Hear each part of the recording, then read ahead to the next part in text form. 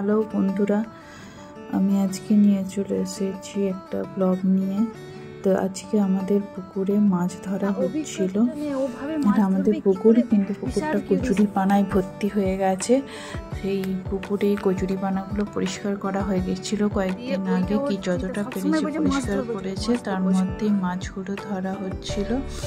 তা প্রচুর মাছ হয়ে গেছিল, কিছু পরিমাণ ধরেছে, সবটা হয়নি, কেননা জেলেরা সেদিন অনেক দেরিতে এসেছিল, প্রচুর বেলা করে এসেছিল। তাই সেদিন কিছুটা ধরলো, কিছুক্ষণ পর্যন্ত, দুপুর পর্যন্ত, এই 2:30-3টা পর্যন্ত ধরলো। তারপরে ওরা চলে গেল, বললো পরের দিন এসে মাছ ধরবো। তো এই যে মাছ ধরতে শুরু করেছে, দেখো ওরা জাল ফেলে দিয়েছে। প্রথমে ভিডিওটা আমার করা হয়নি, আমি কাজে ব্যস্ত ছিলাম। তার আগে জালটা ফেলা হয়েছিল, সেগুলো ওরা মাছ ধরছে। এটা হচ্ছে কি বলে, ভেলা না কি বলে, যাই হোক, ওটার উপরে টায়ারের ওপরে ওরা একটা বাঁশি রেখেছে, সেটার উপর চেপে মাছ ধরছে। দুটো জেলে আর একজন ওই মাছগুলো কাছে রাখছে মশারির মধ্যে, একটা ব্যাগের মতো করেছে। এদিকে দেখো এই গাছতলায় একটা ওরকম নেটের মধ্যে চেন দিয়ে ব্যাগের মতো করেছে, ঠিক মশারি যেন টাঙানো রয়েছে, ওর মধ্যে মাছগুলো রাখছে। ওটা আবার জলে ডুবেও আছে, যাতে মাছগুলো সুন্দর ও সতেজ থাকে, যাতে মারা না যায়। ঘুরে ঘুরে অনেকক্ষণ ধরে টাইম লাগছিল মাছ ধরতে।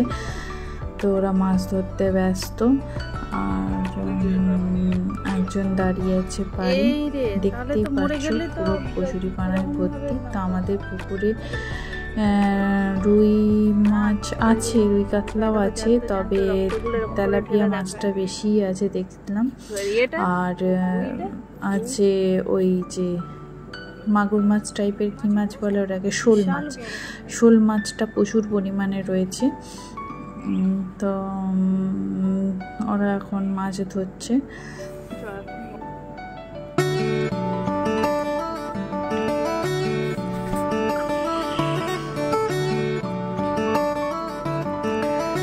এই পুকুরে আমি যখন বিয়ে হয়েছিল তখন একবার মাছ ধরেছিল, তারপরে পুকুরটা পুরো মাছ ধরা বন্ধ হয়ে গেছিল, কোনো জল নেওয়া হয়নি।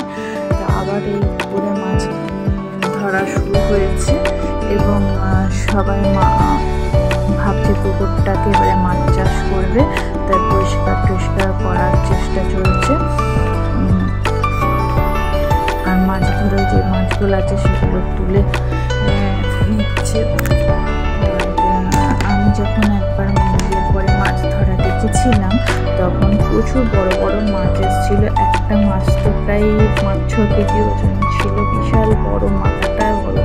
আমাদের ঘরের মানুষ তো ওই মাছটা কাটতেও পারেনি, সে মাছটা কাটার জন্য আবার একটা বড় বটি নিল জেলে, মানে পাড়ারই জেলে ছিল। তা দিয়ে ওই কেটে দিল, ওদের অভ্যাস আছে বলে, বিশাল বড় মাছ। তারপর থেকে আর মাছ ধরা দেখিনি কোনোদিন। এই তারপরে এই প্রথমবার মাছ ধরা শুরু হয়েছে, বেশ ভালোই লাগছিল। ঘরে কোনো কাজ আর হলে করতে বা কোনো কিছু করলে বেশ ভালোই লাগে। মাছ ধরার তো সেই গ্রামে গেলে, গ্রাম ছাড়া দেখতেই পাওয়া যায় না। ছোটোবেলায় যখন গ্রামে যেতাম, বা এখনও যখন গ্রামের বাড়ি যাই, তখন দেখি এরকম মাছ ধরছে। তো আমরা তো ওখানে থাকি না, তাই আমাদের মাছের যে ভাগ পাওয়া যায়, অংশ পাওয়া যায়, সেটা আমাদের নেওয়াই হয় না। গ্রামের বাড়ি গেলে মাঝে মধ্যে যখন আমাদের থাকাকালীন মাছ ধরা হয় করে, তখন পাই। আমি তো তখন যাই, বা আমার আব্বু যায়। এখন তো আমার ছেলেও বড় হয়ে গেছে, যাই। হ্যাঁ, আবার আমাদের একটা পুচকু বড় হচ্ছে, ও দেখতে যাবে। বেশ ভালো লাগে মাছ ধরে তখন। আর আমাদের গ্রামের সাইডে যখন মাছ ধরে, তখন সেটা ভোরবেলা দিকেই মাছগুলো ধরে, এত বেলা করে না, ভোর মাছ ধরতে দেখেছি। এখানেই দেখলাম এত দেরিতে মাছ ধরতে এলো জেলেরা। কিন্তু গ্রামের বাড়িগুলোর মাছ ধরাগুলো খুব ভোরবেলায় হয়, আর সেই সময় সবাই পুকুর পাড়ে ভিড়ে ভর্তি থাকে। ফ্যামিলির অনেক মেম্বার তোমাদের সেখানে সব ভিড় থাকে। এখানেও আসছিল সবাই একবার করে। তো সবাই কাজে ব্যস্ত, সব নিজের নিজের কাজে চলে গিয়েছিল। কয়েকজন ছিল ফ্যামিলি মেম্বার, তারা দেখাশোনা করছিল, আরও সবাই মাঝে মধ্যে আসছিল, দিচ্ছিল। তো সেরকমভাবে এখানে শহরের মধ্যে ভিড় হয় না, তবে গ্রামের মধ্যে মাছ ধরলে একটা যেন উৎসব ভিড় হয়। সবাই চারিদিকে বাচ্চা টাচ্চা ছানাপোনা অনেকজন মিলে সব পুকুরে মাছ ধরা দেখে। ওরা বাচ্চাগুলো বেশ মজা পায় মাছ ধরাটা। আবার কেউ ছোটো ছোটো মাছ চায় বাচ্চারা, সেগুলো নিয়ে ওদের আবদার যে একটা ছোটো মাছ দাও, এরকম সব অনেক বাচ্চা টাচ্চা থাকে, বেশ ভালো লাগে দেখতে। এখানেও ছিল, ভালোই লাগছিল। আমি তো অনেকদিন পরেই আমাদের পুকুরটাতে মাছ ধরা দেখছিলাম, বেশ ভালো লাগছিল। তা আমার ভিডিওটা মন করা হচ্ছিল, আমার ছেলে চলে গেছিল স্কুলে, ওর এসবে খুব ইন্টারেস্ট, মাছ ধরে করতো। তো ওর জন্যই আমি বিশেষ করে ভিডিওটা করে রাখছিলাম যে ও যা হোক সামনে থেকে, ও যখন স্কুল থেকে আসবে তখন আমাদের মাছ ধরা কমপ্লিট হয়ে যাবে আশা করি।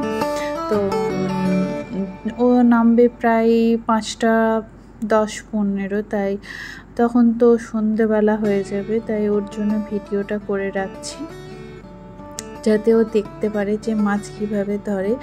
যদিও দেখেছে ও গ্রামে মাছ ধরা, তবু শহরের মধ্যেও একটা যে পুকুর, এই পুকুরটায় মাছ পাওয়াও যায় বা মাছ পেতেও পারে, সেটা ওর মধ্যেই যে মাছ ধরা হয়ে গেল। সব মাছগুলো নেটগুলো নিয়ে গুছিয়ে সব মাছগুলো নিয়ে চলে যাচ্ছে আমাদের ওই বাড়িতে।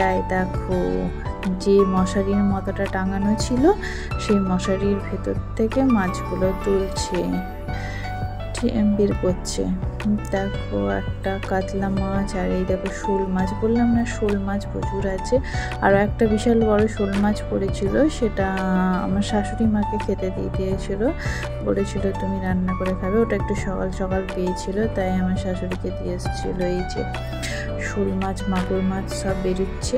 ঠিক মাগুর মাছ আর শোল মাছ, চিংড়ি মাছ, এগুলো ঠিক বোঝা যায় না কোনটা কী মাছ। তো এই যে ওই ধরনের মাছগুলো পাওয়া গেছে।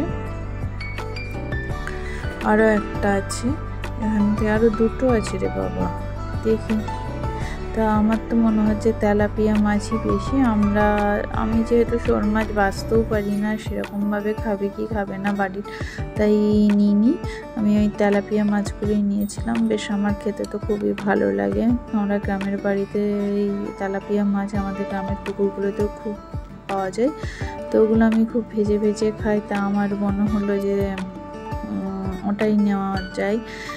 কিনে তেলাপিয়া মাছ খেতে খুব গায়ে লাগে, কেননা সবসময় ঘরের পুকুরে খেয়ে অভ্যস্ত হয়ে গেছি, তো তাই কিনতে ভালো লাগে না। ঠিক আছে, রুই কাতলা কিনে খেলাম, গায়ে লাগে না, কিন্তু এই তেলাপিয়া মাছ, এই দেখো ওরা কীভাবে শিঙি মাছগুলোকে হাত দিয়ে ধরছে, ওদের ভয়ও লাগে না। আর আমার তো ভয়েই আমি 2 হাত দূরে দাঁড়িয়েছিলাম, কেননা শুনেছি নাকি শিঙি মাছগুলো ওদের কি একটা সুর ফুটিয়ে দিলে খুব ব্যথা হয়, জ্বর চলে আসে, ভীষণ কষ্ট হয়, তাই আমার খুব ভয় লাগছিল। এই দেখো মাছ ভাগ হচ্ছে সব। যারা মাছ ধরলো তারা আবার শিঙি শোল মাছগুলো একটু বেশি পরিমাণ নিয়ে নিয়েছিল, আমাদেরকে কমই দিয়েছিল। তো এতটা সব ফ্যামিলির আরও সবাই কেউ কিছু অতটা বললো না, কিন্তু আমার খুব গায়ে লাগছিল মাছের এই শিঙি মাছগুলো নিয়ে নিচ্ছিল বলে। কেননা এই শোল শিঙি মাছগুলো বাজারে কিনতে গেলে প্রায় 800-900 টাকা করে কেজি নেয়, তো ওরা দেখছিলাম ওই মাছগুলোই বেশি ঢোকাচ্ছিল।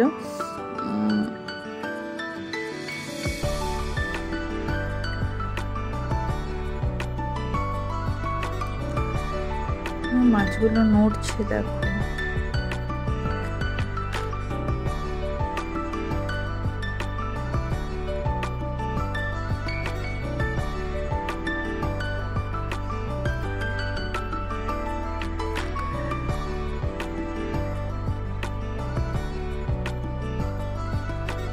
আর আজকে ঠিক এই সময় প্রচুর বৃষ্টিও পড়ছিল।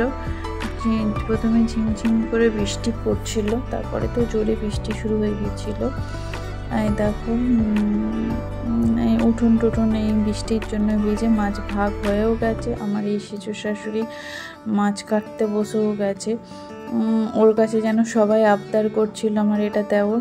ও এমনভাবে মাছের আঁশ ছাড়াচ্ছে যেন কত এক্সপার্ট মাছ ছাড়াতে, কত মাছ ছাড়াই, কিন্তু আদৌ কাজে হাত ঠেকায় না। যদিও মায়ের কষ্ট হচ্ছিল বলে ঠেকালো, কেননা আমিও আমার শ্বশুর শাশুড়িকে বললাম আপনি যখন বসেইছেন মাছ বাছতে তখন আমার মাছটাও বেছেই দিন।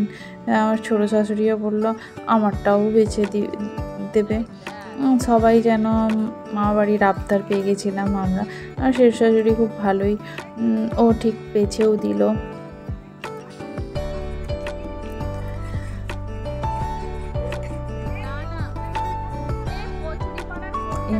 এই যে বড় মাছটা আছে এটা একবার করে এত জোরে জোরে লাফাতো পুকুরে, আমরা ভাবতাম যে পুকুরে কি পড়লো রে বাবা এত জোরে। তারপরে দেখতাম যে না, বড় মাছগুলো লাফাচ্ছে। তা বড় মাছ আমাদের এখন এবার আজকে মাছ ধরার সময় বড় মাছ একটাই পড়েছে, সেরকম বড় মাছ পড়েনি।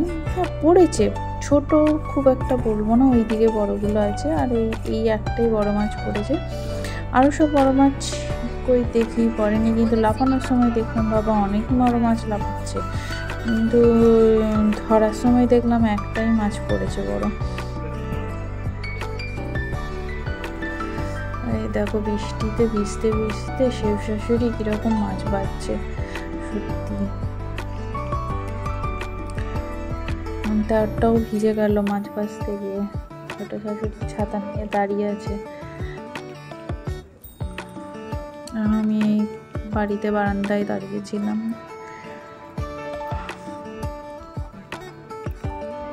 মাছটা পেটের ভেতরে অনেকটা ডিম বেরিয়েছিল, অনেকটা।